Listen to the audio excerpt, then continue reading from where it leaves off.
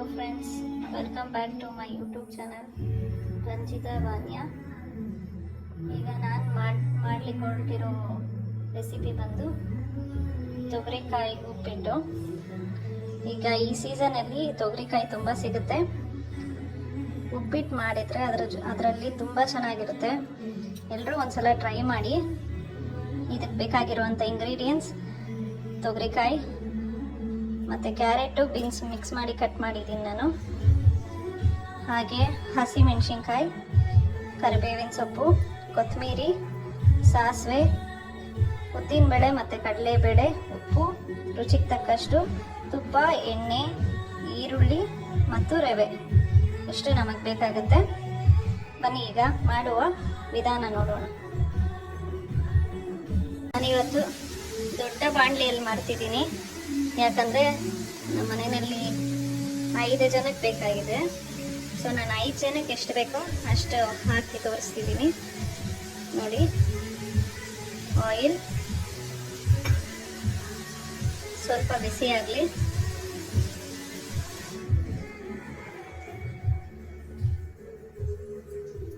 ಎಣ್ಣೆ ಬಿಸಿಯಾಗಿದೆ. ಈಗ ನಾವು ಸಾಸಿವೆ ಹಾಕೋಣ.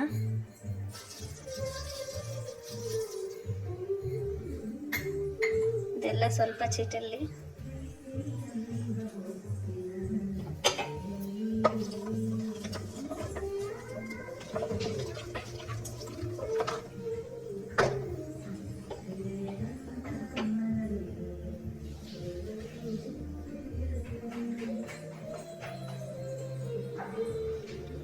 ನಾನು ಇದು ದೊಡ್ಡ ಬಾಣಲೆಯಲ್ಲಿ ಮಾಡ್ತಿದ್ದೀನಿ. ನಿಮಗೆ ಬೇಕಿದ್ರೆ ಚಿಕ್ಕ ಬಾಣಲೆಯಲ್ಲಿ ನಿಮ್ಗೆ ಎಷ್ಟು ಬೇಕು ಕ್ವಾಂಟಿಟಿಗೆ ನೋಡ್ಕೊಂಡು ಮಾಡ್ಕೊಳ್ಳಿ. ನಾನೀಗ 5 ಜನ ತಿನ್ನೋಷ್ಟು ಮಾಡ್ತಿರೋದು. ಈಗ ಸಾಸಿವೆ ಚಿಟಿಲ್ತಿದೆ.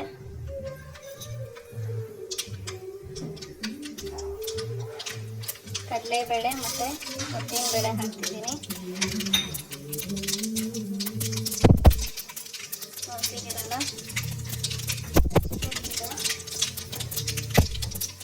ಸ್ವಲ್ಪ ರೋಸ್ಟ್ ಹಾಕಿ.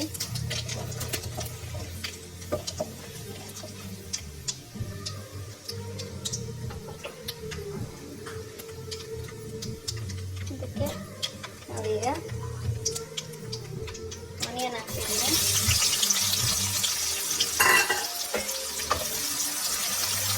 ಇದ್ರ ಜೊತೆನಲ್ಲೇ ನಾವು ಹಸಿಮೆಣಸಿನ್ಕಾಯಿ ಹಾಕ್ಕೊಂಡ್ಬಿಡ್ಬೇಕು. ಯಾಕಂದರೆ ಹಸಿಮೆಣಸಿನ್ಕಾಯಿ ಎಣ್ಣೆನಲ್ಲಿ ಹಾಕಿದ್ರೆ ನಾನಿಲ್ಲಿ ಒಂದು 10 ಹಸಿಮೆಣಸಿನ್ಕಾಯಿ ತೊಗೊಂಡಿದ್ದೀನಿ. ಎಣ್ಣೆನಲ್ಲೇ ಫ್ರೈ ಮಾಡಿಬಿಟ್ರೆ ಸ್ವಲ್ಪ ಖಾರ ಕಮ್ಮಿ ಆಗುತ್ತೆ. ತುಂಬ ಹೆವಿ ಖಾರ ಹಸಿ ಅನಿಸಲ್ಲ. ಅದಕ್ಕೋಸ್ಕರ ನಾನು ಈರುಳ್ಳಿ ಹಾಕಿದಾಗಲೇ ಹಾಕಿಬಿಟ್ಟು ಫ್ರೈ ಮಾಡ್ತಿದ್ದೀನಿ.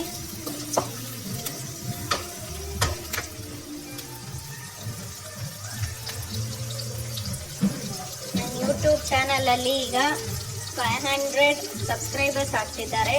ಪ್ಲೀಸ್ ಯಾರ್ಯಾರು ಸಬ್ಸ್ಕ್ರೈಬ್ ಮಾಡಲಿಲ್ವೋ ಪ್ಲೀಸ್ ಸಬ್ಸ್ಕ್ರೈಬ್ ಮಾಡಿ, ಸಪೋರ್ಟ್ ಮಾಡಿ.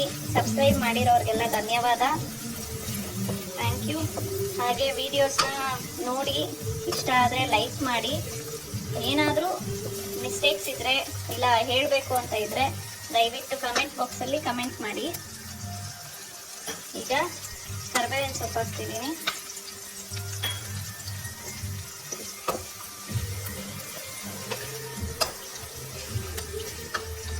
ಇದೆಲ್ಲ ಫ್ರೈ ಆಗಲಿ. ನಾನೀಗ ಸ್ವಲ್ಪ ಉಪ್ಪು ಹಾಕ್ತೀನಿ. ಉಪ್ಪು ಏನಕ್ಕೆ ಅಂದರೆ ಈರುಳ್ಳಿ ಸ್ವಲ್ಪ ಬೇಗ ಫ್ರೈ ಆಗುತ್ತೆ ಅಂತ. ನೋಡ್ತಿದ್ದೀರಲ್ಲ, ಇದು ತಿನ್ನೋದಕ್ಕೂ ತುಂಬ ಚೆನ್ನಾಗಿರುತ್ತೆ. ಬಾಯಲ್ಲಿ ಅಲ್ಲಲ್ಲೇ ತೊಗರಿಕಾಯಿ ಸಿಗ್ತಿರುತ್ತೆ. ಹಾಗೆ ಕ್ಯಾರೆಟು, ಬೀನ್ಸು ಎಲ್ಲ ಇರುತ್ತೆ. ಮಕ್ಕಳು ಈ ಕಾಳುಗಳೆಲ್ಲ ತಿನ್ನಲ್ಲ. ಆ ಟೈಮಲ್ಲಿ ಉಪ್ಪಿಟ್ಟಿಗೆ ಹಾಕ್ಬಿಟ್ಟು ಈ ಥರ ಕಲರ್ಫುಲ್ಲಾಗಿ ಗ್ರೀನ್, ಆರೆಂಜ್ ಕಾಂಬಿನೇಷನಲ್ಲಿ ನೀವು ಆರಾಮಾಗಿ ಮಾಡಿ ಮಕ್ಕಳಿಗೆ ಕೊಡ್ಬೋದು. ನೋಡಿ, ಇವಾಗ ನಾನು ಕ್ಯಾರೆಟು ಮತ್ತು ಬೀನ್ಸು ಆಲ್ರೆಡಿ ತೊಳೆದು ಕಟ್ ಮಾಡಿಟ್ಟಿದ್ದೆ, ಅದನ್ನು ಹಾಕ್ತಿದ್ದೀನಿ. 1 ಕಪ್ ಅಷ್ಟು ಹಾಕ್ಕೊತಿದ್ದೀನಿ.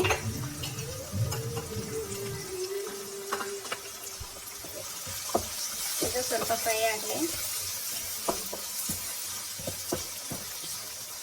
ಇದರಲ್ಲೇ ನಾನು ತೊಗರಿಕಾಯಿ ಕೂಡ ಹಾಕ್ಬಿಡ್ತೀನಿ,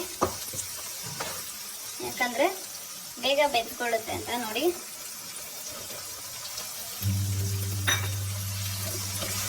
ನೀವು ಇದಕ್ಕೆ ಸಬ್ಬಕ್ಕಿ ಸೊಪ್ಪು ಕೂಡ ಹಾಕಿ ಮಾಡ್ಕೊಳ್ಬೋದು, ಆ ಫ್ಲೇವರು ತುಂಬ ಚೆನ್ನಾಗಿ ಬರುತ್ತೆ.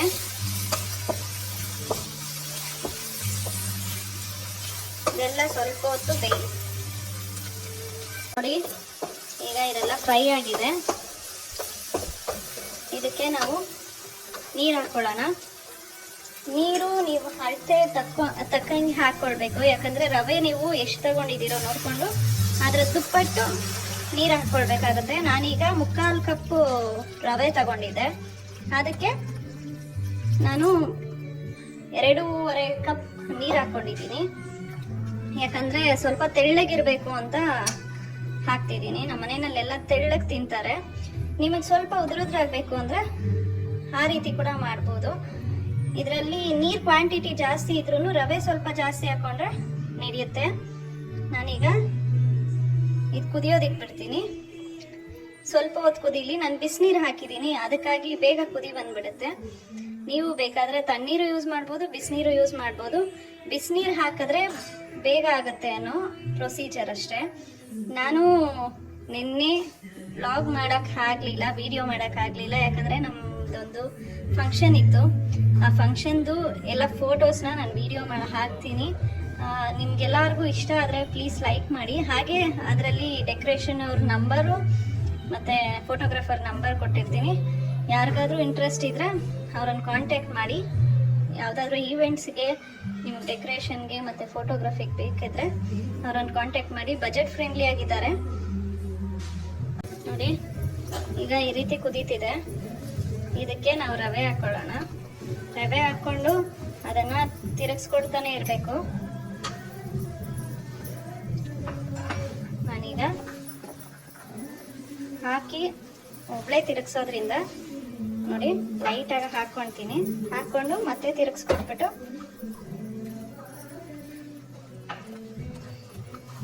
ಮತ್ತೆ ಹಾಕ್ಕೊಳ್ತೀನಿ. ಗಂಟು ಹಾಕ್ಬಾರ್ದು, ನೀಟಾಗಿ ತಿರುಗಿಸ್ಕೊಳ್ಳಿ.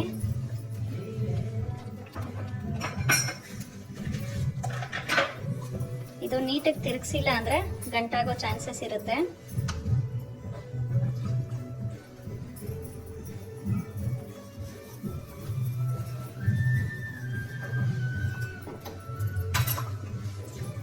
ನೋಡ್ತಿದ್ದೀರಲ್ಲ, ನಿಮಗೆ ತೆಳ್ಳಗೆ ಅಂದರೆ ರವೆ ಕಮ್ಮಿ ಹಾಕೊಳ್ಳಿ.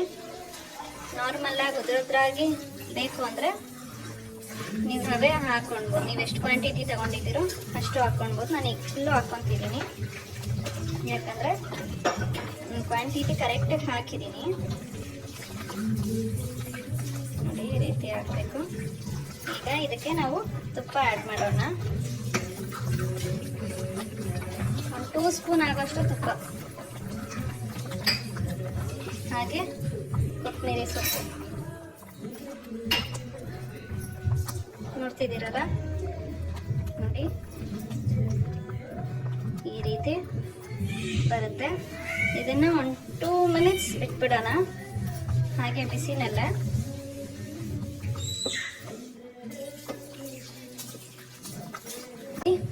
ಈ ರೀತಿ ಆಗಿದೆ.